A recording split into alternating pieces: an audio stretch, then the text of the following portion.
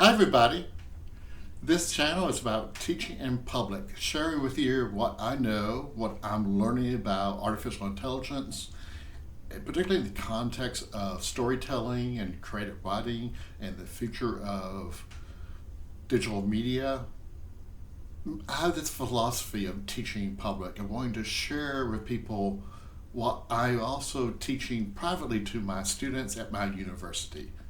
I'm a lecturer of data science, and this summer I'm preparing a number of courses for this coming academic year. And on this channel, I'm going to share the lectures of those courses and the syllabus of those courses and the syllabi of those courses. But what you don't get are the in-class activities, which are all discussion-based, the conversations, the one-on-one meetings with myself, the assignments, the feedback on the assignments. But I am going to talk to you about a lot about how I teach. I am also very curious about how do you eventually transfer in-class learning, in-class ways of teaching to online ways of teaching. And my background is I was an English major in college who was dragged kicking and screaming at the computer.